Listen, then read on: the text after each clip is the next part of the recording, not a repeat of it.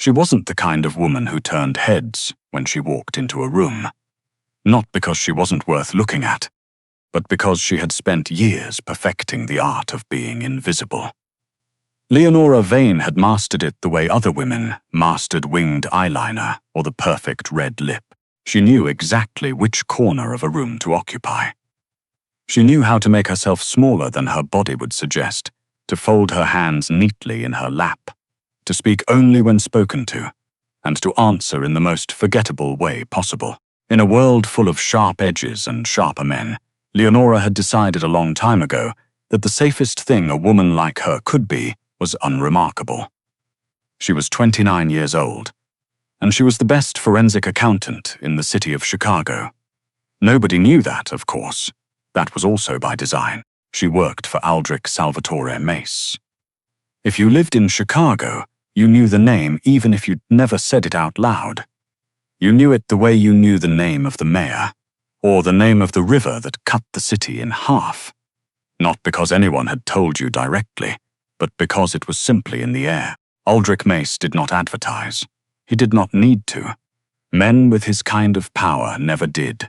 He had built something quiet and immovable over 15 years, a structure that existed in the spaces between legitimate business and shadow, between the handshake and the unmarked envelope. His legitimate operations were formidable on their own. Commercial real estate, private logistics, a private security firm that employed nearly 400 people. What existed beneath all of that was something different. Something that the wrong kind of question could get you killed over. Leonora knew about the beneath. She knew about it in numbers, which was the only language she had ever fully trusted. She had come to him 3 years ago by way of a referral from a man she had never met, and whose name she had never been given. Her previous employer, a hedge fund operating out of a gleaming tower on LaSalle, had let her go after she'd flagged certain irregularities that her supervisor had apparently known about and profited from. She had been professional. She had been quiet. She had been, as always, invisible. The hedge fund's legal department had made sure she would not work in that industry again, which was how she ended up sitting across from Aldrich Mace in a corner office on the 40th floor of a building he owned, being evaluated by eyes that were the precise gray of Lake Michigan in November, cold and deep and entirely without sympathy. "You flagged the irregularities," he had said. It was not a question. "Yes, even knowing what it would cost you." "I'm an accountant," she had said. "It's what I do." Something had shifted in his expression then. Something small and barely visible, the way a glacier moves, imperceptibly, but with tremendous force underneath. He had offered her the position before she left the room. She had been working for him ever since. Her official title was financial analyst, which was meaningless. What she actually did was move through the various layers of his operation like a doctor on rounds. Examining, diagnosing, occasionally correcting. She had found an embezzlement scheme in his restaurant group within her first 60 days, buried so deep in vendor invoices that the men who'd been doing it had started to feel safe. She had found it anyway. Aldrich had handled the men. She had not asked how. That was the arrangement. She saw the numbers. He handled everything else. It was clean. It was professional. It was exactly the kind of relationship that Leonora understood. What she did not understand, what she worked very hard not to think about, was the way his eyes sometimes followed her across a room when he thought she wasn't paying attention. She was always paying attention. She was an accountant. She noticed everything. She just didn't know what to do with that particular data point. So she filed it away in the same folder where she kept every other thing she couldn't quantify, and she went back to her spreadsheets. It was a Tuesday afternoon in early October when Vivian Kessler, Aldrich's personal assistant, a crisp blonde woman who ran his schedule with the quiet intensity of an air traffic controller, appeared in the doorway of the small office Leonora had been given on the 38th floor. "He needs the Belcourt figures before Thursday," Vivian said. "He'll have them Wednesday morning. Leonora said without looking up. Vivian paused. "You look different today." Leonora did look up then. She had, in a moment of weakness the previous evening, agreed to let her cousin Bet do something to her hair. Bet was a cosmetologist with strong opinions and no patience for half measures. The result was that Leonora's dark hair, which she typically wore flat-ironed and clipped back, was now arranged in long waves that fell past her shoulders. And Bette had also apparently applied something to her face that involved 3 different brushes and an alarming level of commentary about Leonora's cheekbones.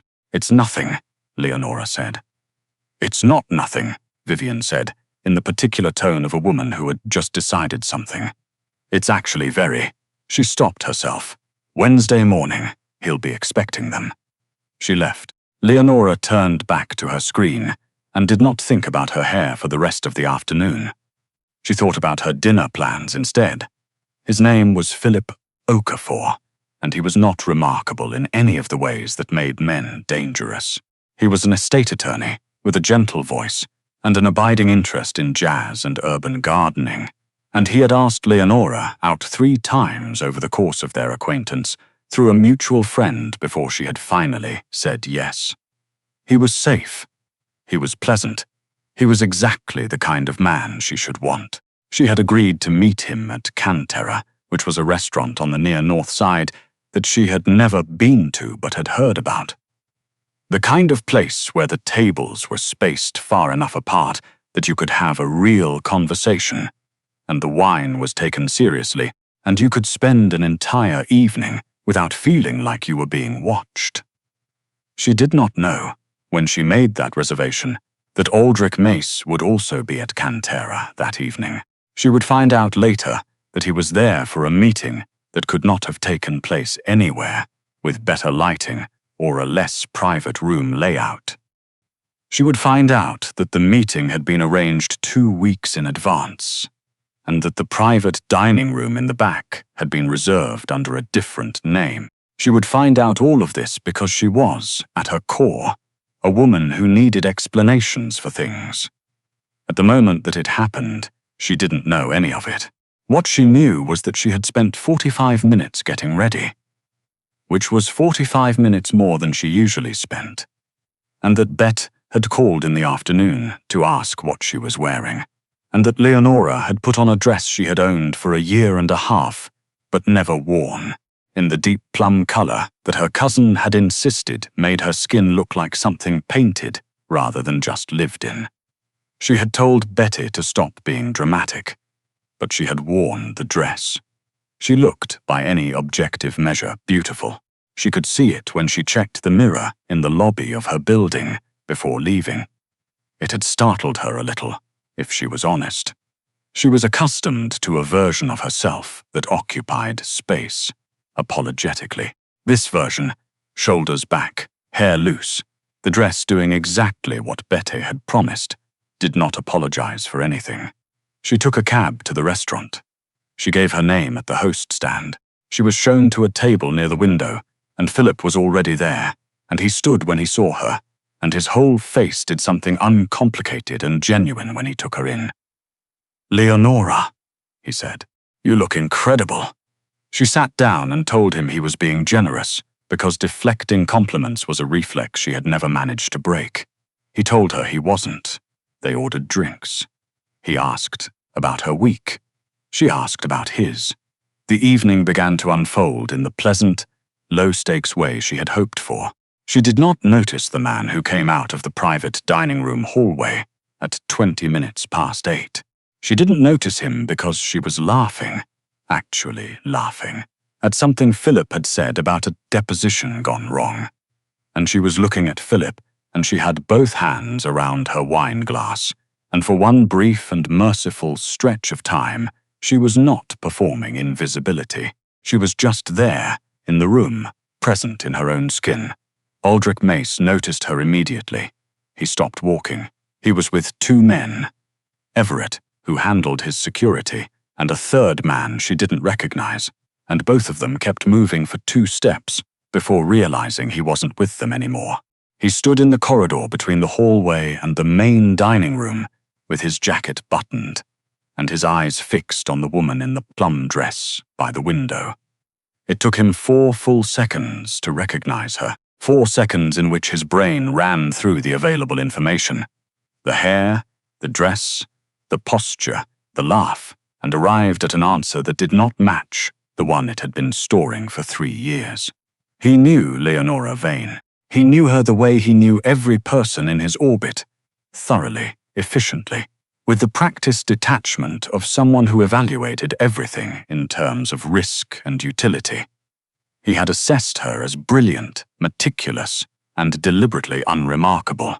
He had noted, somewhere beneath that assessment, that she had a very particular quality to her stillness. He had filed that observation and not returned to it. Now he looked at her across the warm light of a crowded restaurant and felt something that bore no resemblance to professional assessment. "Sir," Everett said quietly, materializing at his elbow. "Give me a moment," Aldrich said.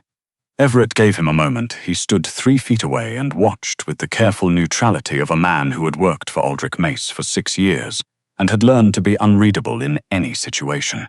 Across the room, the man sitting with Leonora said something. She tipped her head back slightly and smiled, and the candlelight from the table caught the angle of her face, and Aldrich felt the muscle in his jaw go tight in a way he did not immediately understand. He understood it a moment later.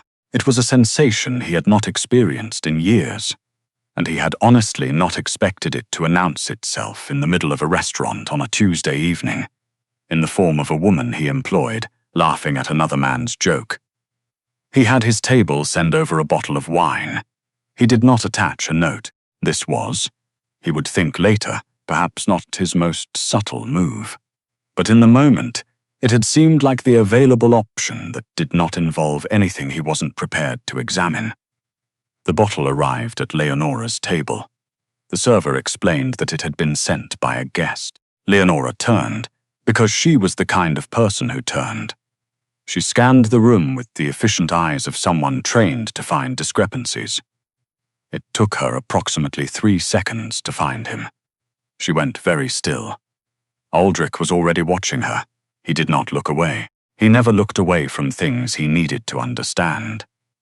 She excused herself from the table with something quiet, said to Philip, and she crossed the room toward him, and he did not move. He waited because he had also learned, over the years, that the best information came to you when you held your position. She stopped 2 feet from him. "Mr. Mace," she said. Her voice was exactly as composed as it always was, but her hands had gone to her sides, a tell he had learned from watching her in every meeting they'd shared. She went for stillness when she was calculating. "Leonora," he said. She waited. "I didn't know you frequented Cantera," he said, because he had to say something, and the available options were limited. "I've never been before," she said. "I didn't know you'd be here, nor I you." A beat of silence passed between them that contained more than either of them had any reasonable plan to address. "You sent the wine," she said. It was not a question. She was an accountant. She worked from evidence. "I did," he said. "That was unnecessary." "Probably," he agreed. She looked at him for a moment with those careful, observant eyes, and then she said, "I should get back to my dinner." "Of course," he said. She turned to go, then stopped, and turned back. "Philip is an estate attorney," she said, and she did not entirely know why she was saying it. "He's not. This isn't," she stopped, straightened. "I don't owe you an explanation of my personal life." "No," Aldrich said, "you don't." Something in his voice made her look at him more carefully. There was no threat in it. There was no professional assessment. There was something else entirely, and it was something she didn't have a category for, and she was a woman who had a category for everything. She went back to her table.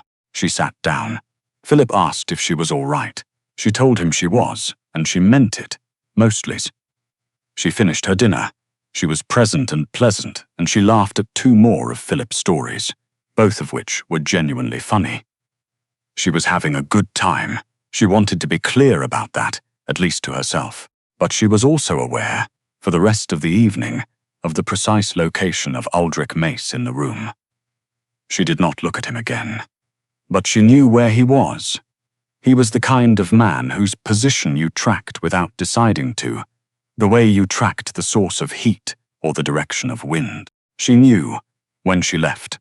When Philip helped her into her coat and walked her to the cab line and said goodnight with warm eyes and a hopeful expression, she felt genuinely sorry about that Aldrich's table was empty, that he had already gone. She did not know that he had watched her leave. He did not go home. He drove, which was unusual. He almost always had Everett drive, with both hands on the wheel, and the city sliding past the windows in long amber streaks, and he thought about the plum dress, and about the way she had looked at him when she said, "I don't owe you an explanation," and about the fact that she was entirely right. She didn't owe him anything. He had known Leonora Vane for 3 years. He had watched her work. He had trusted her, which was not something he did with any frequency or ease. He had watched her find things that teams of men had missed, watched her explain her findings with a precision that was almost musical, watched her respond to his more difficult clients with a patience he found privately impressive. He had looked at her across many tables and thought, with the compartmentalizing efficiency he applied to all inconvenient observations, that she was exceptional at her job. He had never let himself think about the rest of it. He thought about it now. She had looked tonight, the way he suspected she always looked when she was not trying to disappear. She had looked like herself, fully, without apology, and it had been, there was no more precise word for it, extraordinary, not because of the dress or the hair, though both had registered with a clarity that irritated him, but because she had been laughing, and the laugh had reached her eyes, and he had thought, with the uncomfortable force of something arriving late and loudly, "She does that because she feels safe with him," which was good. Of course it was good. She deserved to feel safe. He was still thinking about it at midnight. He was still thinking about it at 6 in the morning when his phone rang. And it was Everett calling about a supply issue at the Belcourt warehouse, and he answered in the flat, precise voice of a man who had a meeting to run, and he pushed everything else into a corner.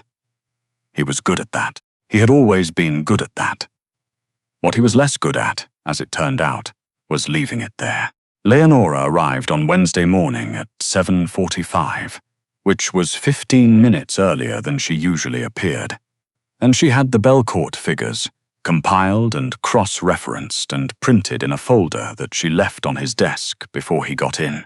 She did this because she was professional and because she was precise, and because she had lain awake for 2 hours the night before, thinking about the look on his face when she had told him she didn't owe him an explanation, and she had decided that the best response to that particular memory was to be so superlatively good at her job that there was simply no space for anything else. She was at her desk at 8:15, headphones in, buried in the quarterly projections for the 3 restaurant properties they were restructuring. When Aldrich appeared in the doorway of her office, she saw him in her peripheral vision. She removed one headphone. "Good morning," she said. "Good morning," he said. He had the Belcourt folder in his hand. "These are correct?" "They're always correct," she said with a mildness that was not quite flat enough to be rude. A pause. "I know," he said. She looked at him then, actually looked, the way she sometimes didn't let herself. Because looking at Aldrich Mace with full attention was like looking at something very close to the edge of something vast and making a decision about how near the edge you were willing to stand. He looked like he hadn't slept. This was unusual. He typically arrived looking like someone who slept 8 hours on principle, because rest was part of optimal function, which was part of his general project of being entirely in control of everything. Today there was something slightly less than optimal about the set of his jaw. "You wanted something," she said, not unkindly. He looked at the folder, then at her. Then he came into the office, which he almost never did, and he closed the door behind him, which he had never done, and she set down her pen because the situation had clearly moved past the point where a pen would be useful. "I would like to say something," he said, "and I would ask you to let me finish before you respond." "All right," she said. He was quiet for a moment. She recognized this quality in him, the pause before he committed to a position, the same way a chess player's hand hovers before placing the piece. He never moved until he was certain. "3 years ago," he said, "a woman sat across from me in this building and told me she had flagged an irregularity even knowing what it would cost her, because it was what she did." He looked at her. "I have worked with a great many people. I have trusted very few of them. I have trusted you from that conversation, and everything you have done in the time since has confirmed that it was not a mistake." Leonora said nothing. He had asked her to let him finish. "Last night," he said, and his voice did something almost imperceptible. A tightening, quickly mastered. "I saw you and I did not respond the way I would prefer to have responded. Sending the wine was a poor choice. I am aware of that." "It wasn't a terrible wine," she said. The corner of his mouth moved, just slightly. "What I am attempting to say," he continued, "is that I was not prepared to see you the way you were last night. And I should have been, because I have not been paying the kind of attention I should have." He paused. "To you, as a person, not as an employee." The air in the room was very still. "I am not telling you this to complicate your evening with the attorney," he said. "I am telling you because I have spent 20 years operating on the principle that if something is true, it should be named. And the truth is that I have spent 3 years sitting across from a woman I respect more than almost anyone I know, and looking at the numbers she puts in front of me, and I have not once told her that." Leonora looked at him. "You're telling me now," she said. "I'm telling you now," he said. She was quiet for a moment. Outside, she could hear the building's ambient sounds, the distant elevator, a phone somewhere down the hall. "Philip is very nice," she said finally. "I don't doubt it. He's also not." She stopped. She was doing it again, offering explanations she hadn't been asked for. She made herself stop and start over. "I went to dinner last night because I thought I should want someone like Philip, because he's simple and good, and there's nothing complicated about him." She looked at her hands for a moment. "I have spent a very long time choosing uncomplicated things." "I know," Aldrich said quietly. "I've watched you do it." She looked up at that. "You make yourself small," he said. "Every day, in every room. I have watched you fold yourself down into something that takes up less space for the benefit of everyone around you. And I have not said anything about it, which is its own kind of failure." Something in her chest did a complicated thing. "You're my employer," she said. "I'm aware," he said. "This is what you're suggesting is not simple." "No," he said. "It isn't." She studied him. This man who had run an empire on the principle of control, who had, in 6 years, never raised his voice in a boardroom, never made a move that wasn't calculated, never given any person in his orbit anything they could use against him. He was standing in her office, door closed, with something on his face she had never seen there before. Not vulnerability, exactly. He was not a vulnerable man, and never would be. But something adjacent to it, the look of someone who had arrived at the edge of a decision and was waiting to see which way the ground went. "I would need things to remain professional," she said. "Of course. And if it didn't, I would need to know I still had this job, because I'm very good at it."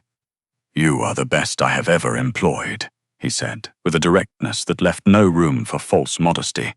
"That is not contingent on anything." She stood up from behind the desk. He didn't move. She walked around the desk to the small window that looked out over the street, and she looked at the city for a moment, the movement of it, the cabs and buses and people going places, and then she turned back to him. "You sent me a bottle of wine in front of a man I was having dinner with," she said. "I did. That was very territorial." "It was," he agreed. A muscle worked in his jaw. I'm not going to pretend otherwise. You could have just, she shook her head. There was something almost like a smile in it. You could have come over and said hello. Yes, he said. I could have done that. But you didn't. No, he said, because I was not yet certain what I would have said beyond that. She looked at him for a long moment. He looked back with those grey eyes that had assessed her 3 years ago, and apparently not stopped since. Dinner, she said finally. I'm sorry. If you want to say something beyond hello, take me to dinner. She said it the way she said everything that mattered, quietly and precisely, not as a question, not as an invitation to negotiate. Not a restaurant you own, not a place with a private dining room where you can control the exits, somewhere ordinary, where you're not the Aldrich Mace who runs half the north side, just dinner. He looked at her for a long time. Friday, he said. Friday, she agreed. She turned back to her desk. He was quiet for a moment in the way that meant he was deciding whether to say one more thing. She had learned to recognize that particular silence. Leonora, he said. She looked up. The dress, he said, and then stopped and looked briefly like a man who had said more than he had been authorized to. You should wear it more often. She looked at him for a moment. Then she said, with the most carefully contained expression she had ever managed, I'll take it under advisement. He left. She sat back down at her desk. She put her headphone back in. She looked at the quarterly projections for the restaurant properties for approximately 30 seconds before giving up entirely, and she sat there in the small office on the 38th floor, with the city moving outside her window, and something warm and terrifying and honest opening up in the center of her chest, like a window she hadn't known was there. She had spent a very long time making herself invisible. It had not occurred to her until a Tuesday evening, in a plum dress in a restaurant she'd never been to, that someone had been watching all along. On Friday evening, at 6:55, Aldrich Mace stood outside a corner bistro on the west side of the city, not one he owned, not one he had any financial relationship with, not one where the staff knew his name or held a table in his honor. And he waited. He was not accustomed to waiting for things. He had spent most of his adult life arranging the world so that things arrived when he required them. It was one of the foundational mechanics of how he operated. He waited for Leonora. She was 3 minutes late, which was unusual for her. She arrived walking quickly, her coat open over a dark green dress that he suspected she had also owned for some time and worn rarely. And when she saw him standing there, she slowed and then stopped, and they looked at each other on the sidewalk for a moment, with the city moving around them. You didn't send a car, she said. You didn't ask for one. I didn't, she agreed, and something in the way she said it, the slight, unguarded quality of her expression, the absence of the professional composure she wore like a second coat in the office, made him understand, with a clarity that was both simple and enormous, that she had come, that she had put on the dress and walked across the city and come. He held the door open. She walked past him and into the warm, ordinary light of the restaurant. He followed her. That was the beginning of something neither of them had language for yet. Not that evening, not for some time afterward. It would be particular and complicated and very serious, because both of them were particular and complicated and took things seriously. There would be moments of friction, because two people who were each accustomed to operating entirely on their own terms do not simply merge without cost. There would be conversations that were difficult and necessary. There would be nights when the weight of what he was, and what it meant for her safety, would press down on both of them in ways that were not comfortable or easy. But there was also this. He had watched her make herself disappear for 3 years, and he had finally said so. And she had walked through a door he held open for her, in a dress the color of something growing, and she had not apologized for taking up the space. That, for now, was enough.